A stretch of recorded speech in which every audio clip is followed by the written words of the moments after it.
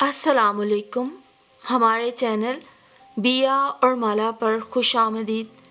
अगर आप हमारे इस चैनल पर पहली दफ़ा आए हैं या आपने अभी तक सब्सक्राइब नहीं किया तो बिया और माला को सब्सक्राइब करना ना भूलिए। सूरज और बादलों की आंख मचोली काफ़ी देर से जारी थी। बिलाखिर जीत अबर आलूद मौसम की हुई और सूरज अपना मुंह बादलों में छुपा गया। मैं दूध का गिलास वाहद को देकर अपना चाय का कप लेकर बरामदे में आ बैठी और इस खूबसूरत मौसम को एंजॉय करते हुए चाय की चुस्कियां लेने लगी। तभी दरवाजे पे हल्का सा खटका हुआ और फरजाना का गुड्डू अंदर दाखिल हुआ। आंटी, अम्मी कह रही हैं बाहर आ जाए। अच्छा, अभी आ रही हूँ।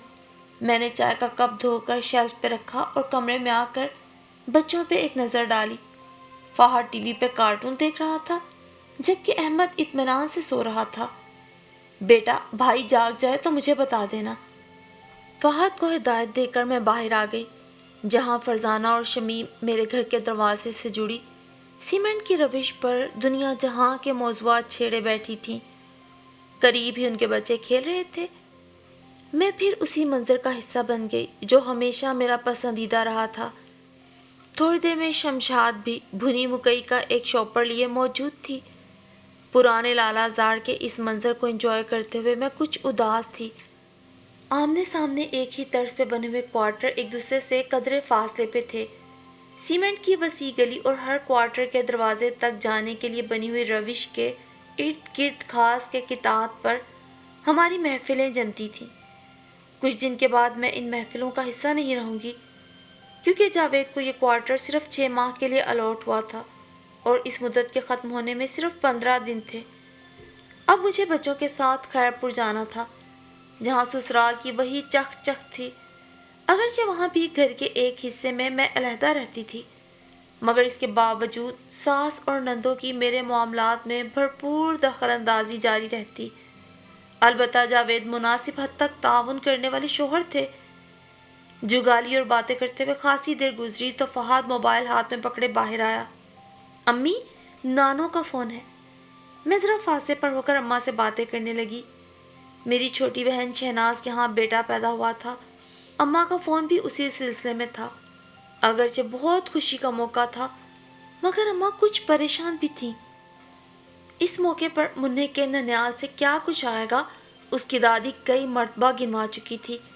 पहलोटी का बेटा था और उसकी सास का ख्याल था कि नानी मुंह दिखाई में सोने की अंगूठी तो पहनाएगी ही और मुन्ने की दादी को भी कोई बालियाँ, कोई छोटे मोटे झुमके तो दिए ही जाएंगे।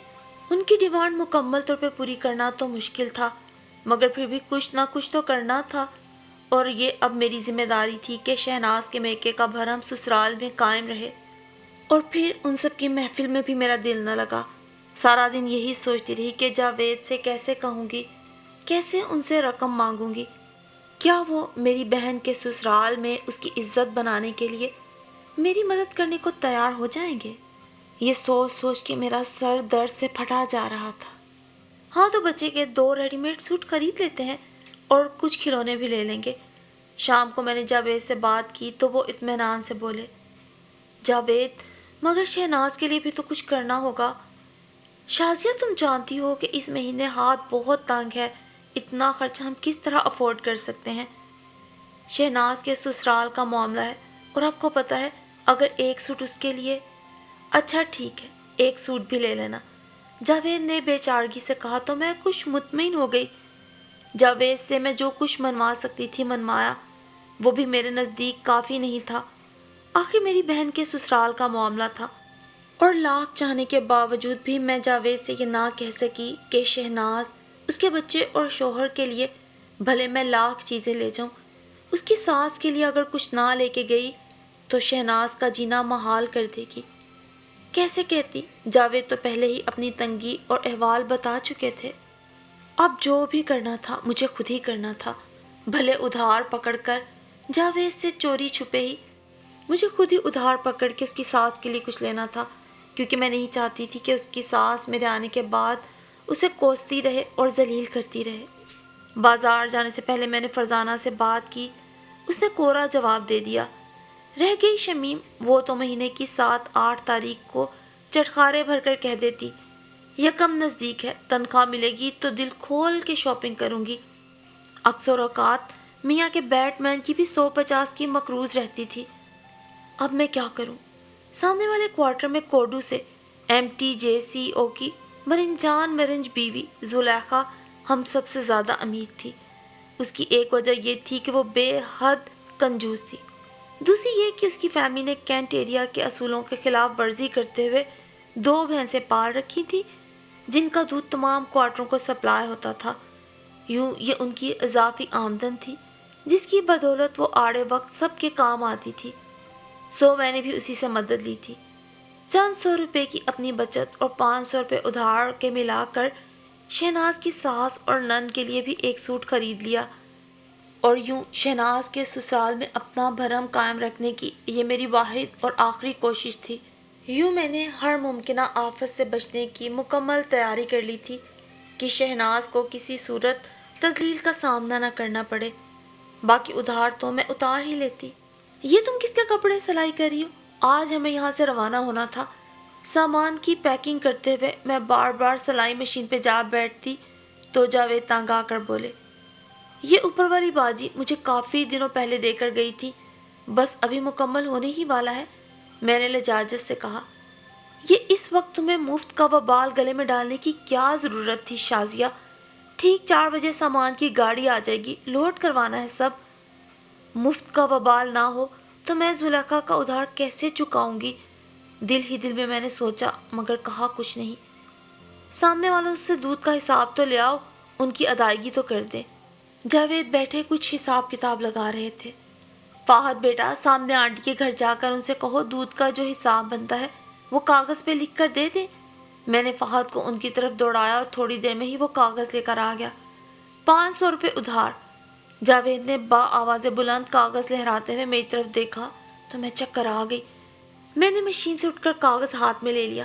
کوئی غلط فہمی ہو گئی ہوگی، میں جا کے پوچھتی ہوں۔ چپل پاؤں میں اڑستے ہوئے میں باہر نکل گئی۔ بیٹا، امی کدھر ہے؟ برآمدے میں اس کی دونوں بچیاں پڑھ رہی تھیں۔ واش روم میں ہے۔ ان کے بتانے پر میں جلدی سے واش روم کا دروازہ دھڑ دھڑ پیٹنے لگی۔ باجی ذرا جلدی کریں نا، باہر آئیں۔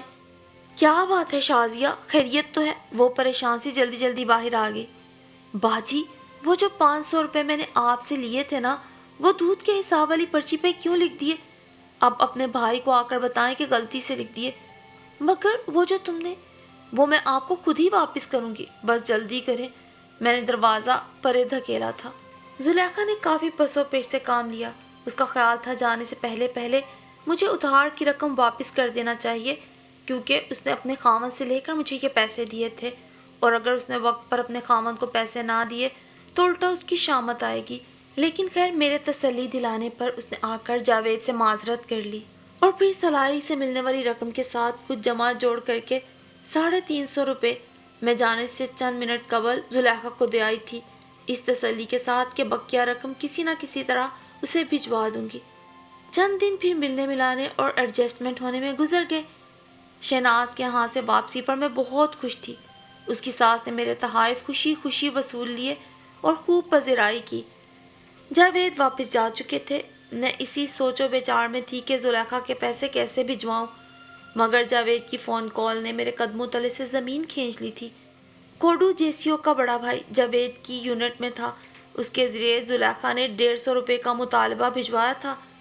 پہلے تو جاوید حیران ہو کر انکار کر گیا، پھر بات بحث مباحثے تک پہنچی تو جاوید نے جا کر فرزانہ سے تصدیق کے بعد 150 روپے واپس کیے۔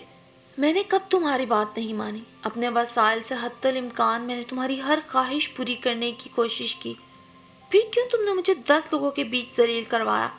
جاوید واپس گھر آئے تو انہوں نے مجھے آڑے ہاتھوں لیا۔ مجھے معاف کر دیں جاوید، میرے پاس اس کے سوا کہنے کو اور کچھ نہیں تھا۔ میرا میکا بھی میرے اسی محلے میں پیچھے آباد تھا۔ میں جاوید سے معذرت کر کے کچن میں آ گئی۔ اسی وقت میری بھتیجی حفصہ بریانی کی پلیٹ لیے چلی آئی۔ آج نیاز دلوائی ہے امی نے، آپ کے لیے بھجوائی ہے، اس نے پلیٹ پکڑاتے ہوئے مجھے بتایا۔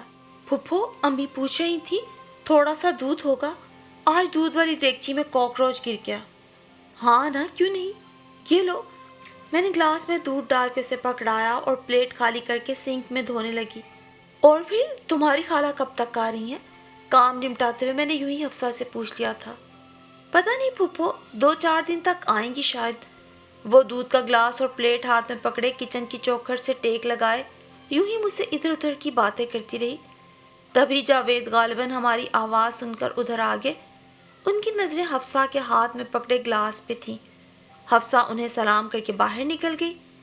حفصہ کے جانے کے بعد کام وغیرہ نمٹا کے جب میں فارغ ہو کر کمرے میں آئی تو جاوید کے پاس فہد بیٹھا ہوم ورک کر رہا تھا۔ احمد بھی ادھر ادھر پھدک رہا تھا۔ میں چٹائی پر بیٹھی سبزی بنانے لگی۔ سنو، یہ احد بہت کمزور ہو رہا ہے۔ کیا بات ہے، تم اسے دودھ نہیں دیتی ہو؟ کیا مطلب؟ بھئی میرا مطلب یہ ہے کہ جب ہم بچوں کے لیے دودھ منگواتے ہیں تو ادھر ادھر بانٹنے کی بجائے بچوں کو دیا کرو نا۔ کیا مطلب؟ بچے دودھ پیتے تو ہیں اور پھر بڑھنے کی عمر ہے، کبھی کمزور لگیں گے، کبھی صحت مند لگیں گے۔ اور اب یہ صرف دودھ پہ ہی تو نہیں گزارا کرتا نا، تھوڑا بہت ٹھوس غذا بھی ساتھ دیتی ہوں۔ میں نے کوئی خیراتی ادارہ نہیں کھول رکھا کہ اپنی کمائی سے لوگوں کے بچے پیدا ہونے پہ چیزیں لے کر بھیجوں اور جو بچوں کے لیے کچھ گھر میں آئے وہ بھی دوسروں میں بانٹ دوں۔ میں نے باغور جاوید کے سوالیہ چہرے کو دیکھا اور پھر ان کی آنکھوں میں جھانکا جہاں صرف شکوک اور سوال تھے، اس لیے کہ اعتبار ختم ہو جائے تو سوال شروع ہو جاتے ہیں۔ اعتبار وہ ستون ہے جس پر ازدواجی زندگی کی عمارت کھڑی ہوتی ہے۔ دوسروں کے بھرم قائم رکھنے کی کوشش میں نے اپنے شریک سفر کو بے اعتبار کر دیا تھا۔ زندگی کی ایک چھوٹی سی غلطی نے کیسے میرا بھرم توڑ دیا تھا اور میرے میکے کو بھی میرے شوہر کی نظروں میں گرا دیا تھا۔ میں جو شہناز کا بھرم بنانے چلی تھی آج خود اپنا ہی بھرم گنوا بیٹھی تھی۔